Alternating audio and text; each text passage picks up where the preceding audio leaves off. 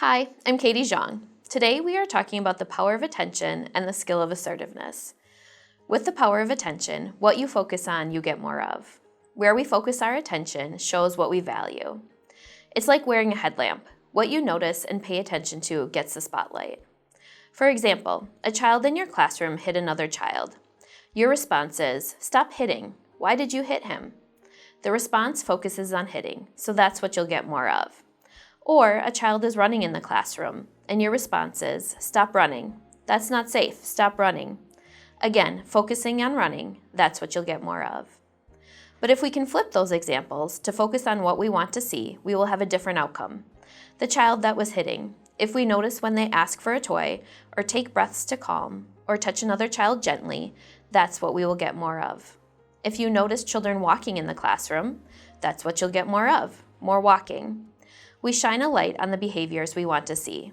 Hi, I'm Jen Evans. So attention is like a headlamp, and it is also like a vacuum. We shine the light on what we are paying attention to, and it gets sucked up into our brain like a vacuum. So if we are paying attention to the misbehavior in our classroom, that is what is getting sucked up and stuck in our brain. Then pretty soon we are stuck in a cycle of negative thoughts. These kids never behave. This is so stressful. I'm so sick of this. In contrast, when we shine a light on the positive, the things we want to see, that's what gets sucked up and stuck in our brain. Our brain then focuses on the positive. The kids are learning so much. They are trying to problem solve. They are making progress. Our attention determines how we perceive and respond to the world. We have the power to mold our brains by consciously focusing our attention. We can create brain connections that are helpful or create struggle. Dr. Becky Bailey explains it best in this video. Show you a movie, and it's the simplest movie I have found to show you what it actually looks like and how we actually wire our brain based on the family we find ourselves in, based on the school we find ourselves in. And you know everybody has to adapt, right? So our brain couldn't adapt unless we had neuroplasticity. And it used to think that when you're little, your brain has a lot of neuroplasticity. It's changing all the time. But when you get old, you're like, okay, you can't teach an old dog new tricks. But that's not the case. It's constantly doing this. Watch this video. Watch this video.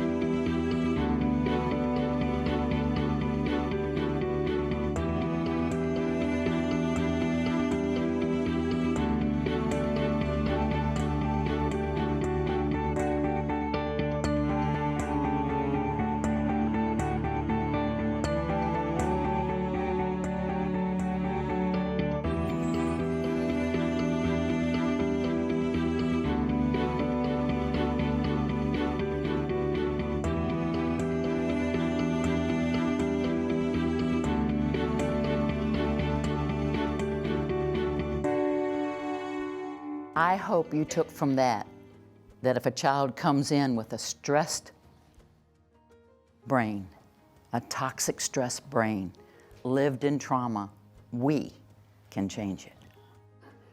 We can change it by the quality of our relationship and how we respond to them, how we guide them, and how we help them with their upset. There's no lost cause, there are no weeds. We can't change behavior by focusing on the things that are going wrong. The only way to change behavior is by focusing on what we want to see. To help us change our attention to what we want to see more of, we pivot. It's important to remember that our brains naturally focus on the negative, so we need to intentionally shift our focus or pivot to what we want to see.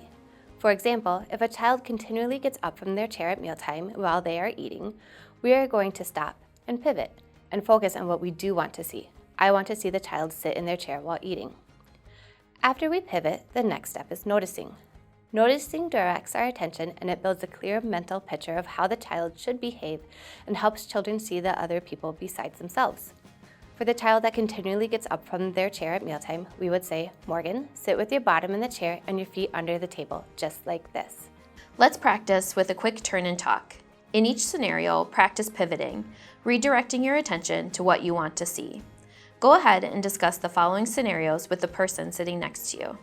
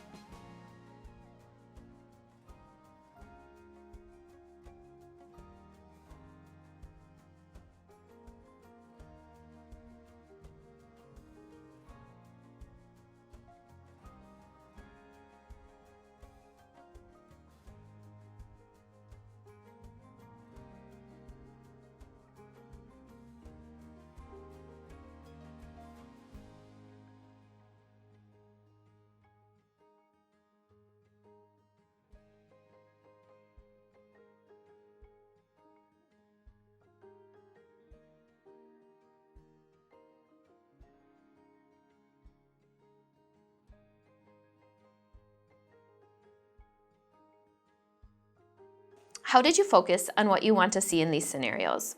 For the first example, a child climbing on the table. Pivot to, I want them to keep their feet on the floor. The second example, a child knocks down the block tower of another child. Pivot to, I want them to ask to play or walk around.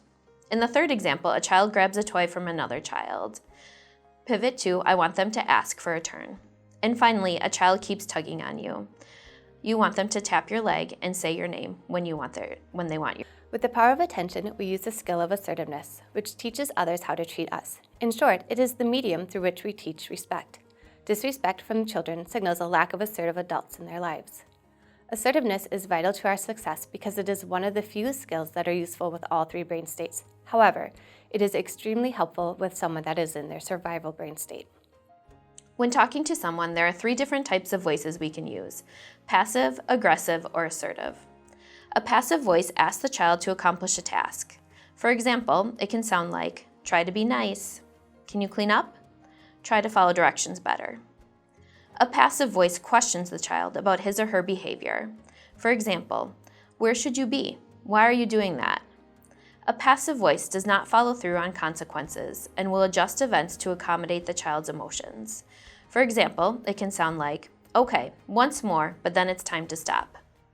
A passive voice also gives power away to the child, putting the child in charge.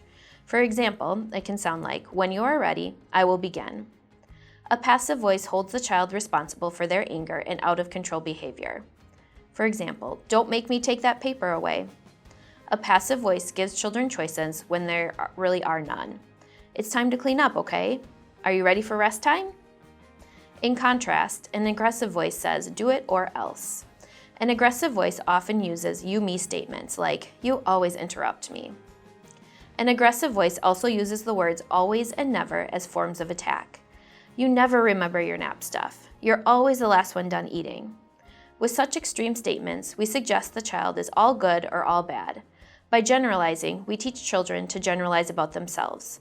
Their internal speech becomes, "I never do things well." Finally, the assertive voice, the voice of knowing or no doubt. It has the intention of helping the children be successful. An assertive voice does not question or threaten. It is calm, neutral, states facts, and paints a clear picture. It sounds like, "Put the toys in the basket," "Line up at the door with your hands at your side, just like this," or "First dump your plate and then wash your hands." In order to give assertive commands successfully, we must be clear on the difference between requests and commands. A command is about non-negotiable compliance. For example, "Wash your hands and sit down on the group time rug." A request offers the child a choice by asking him to do something for us. For example, "Would you please hand this pencil to Melissa for me?" When children choose to honor the relationship by being kind in response to a request, it is appropriate to teach manners with polite phrases like please and thank you. When we word our commands as requests or follow them with thank you, we are saying behave well for me, be successful for me, do things for me. When we use an assertive voice, we want to paint a picture of what we want the child to do. Children's brains think in images and can process images faster than written or verbal instructions. By painting a picture, we are giving the children the image of exactly what is expected of them. To do this, we use the name, verb, paint method. Step 1. Use the child's name while having eye contact. To establish eye contact, you decrease the distance between your face and the child's face until they notice you. Once you achieve eye contact, state the child's name. Step 2. Verbalize what you want to see. Begin the sentence with a verb and be as specific as possible. Step 3. Paint a picture of what the expected behavior is using gestures and any visual cues as possible to help the child be successful. For example, "Kayla, walk with your hands at your sides like this. Motion your arms at your sides while saying the words." Work as a group to change these passive and aggressive statements into assertive commands.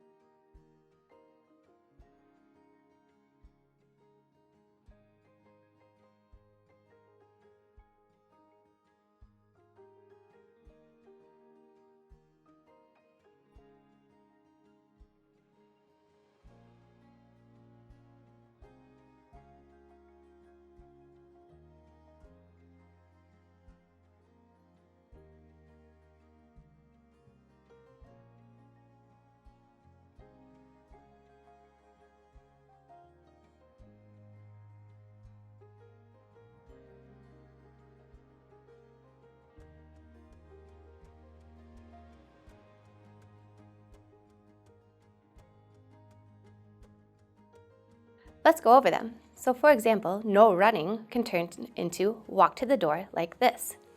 Let me finish this and I will help you, okay? I'm going to finish this and then I will help you. Don't touch can change to keep our hands at your side or in your pockets, just like this. What are you supposed to be doing during cleanup time? Put the fruit in the basket. Stop hitting! We can change to, when you want your friend's attention, tap their shoulder and say their name. Don't yell! Can change to, match your voice to mine. Jaden, could you wait a little longer, please, to finish during a project? First, Reese will take a turn, and then it is your turn. Don't even think about getting off your cot. Can change to, it is rest time. Lay with your back touching your cot and your blanket pulled up to your chin. Even when using an assertive voice, children are not always going to listen. When this happens, we often feel powerless and downshift our own state into an emotional or even survival state. To help avoid this downshift, when children resist, try the following steps. Breathe. Compose yourself first. Pivot to focus on what you want to see. Provide more structure, like posting pictures that show the expected behavior. Remember, kids' brains think in visuals. Use the tell and show approach by saying, I will show you how to get started, and then modeling how to do it. Encourage children and remain confident that they can do it. When giving assertive commands to the whole class, start with a signal or unifying experience. The signal will help them stop what they are doing and shift their attention to another activity. Signals work best when there is an auditory and verbal signal. For example, when you hear the drum, put your hands on your belly. Next, notice and encourage the children who have stopped and shifted focus. You stopped playing and you're looking at me for the next direction. Finally, use name verb paint to clearly state the next expectation. If a child does the command right away, we praise them by saying, you did it! By simply stating that the child did the skill and not saying good job, we are taking out the judgment of whether or not a child did something that was good or bad and praising that they did what was asked. By saying you did it, we are also helping the child's inner voice develop into I did it, which gives the child a sense of pride and they are more likely to do it again, to feel this sense of pride again. When a child's brain and inner voice is developing, all you statements like you did it, you cleaned up the toys and put the basket on the shelf, that was helpful, will automatically be flipped to I statements for the child's brain. I did it, or I'm helpful. This will help build the child's confidence in their abilities and to develop a healthy inner voice. If the child resists doing what we have asked, we still use encouragement by saying, I'm going to show you how to get started, or breaking down the task to smaller, more manageable tasks. Start with the yellow blocks first. As soon as the child starts moving, we encourage them by saying, that's it, you're doing it. This wording will give the child the pride of, yes, I am doing it, and I will help them continue to do the task at hand. Sometimes our children will start off doing what we asked, but they don't quite make it all the way. In these instances, we can encourage them by saying, oh, you almost did it. Here, let me help you. Or, you almost did it. You need to put the basket on the shelf to finish the cleanup process. Assertiveness includes telling children what we're going to do before we do it. This increases their sense of safety. It may seem silly to narrate everything you do with a child, but when you tell them what you are going to do before you do it, for example, I'm going to wipe your nose, or I'm going to pick you up to change your diaper, it helps shut off the fight, flight, or freeze response. We wouldn't like it if someone came up from behind us to wipe our nose. For most of us, that would activate our fight or flight response. It is the same for the children. So remember, with the power of attention, what we focus on, we get more of. We have the power to create struggle or pivot to positivity and helpfulness. With the skill of assertiveness, we teach others how we want to be treated. We paint a clear picture of our expectations using the voice of no doubt. You got this!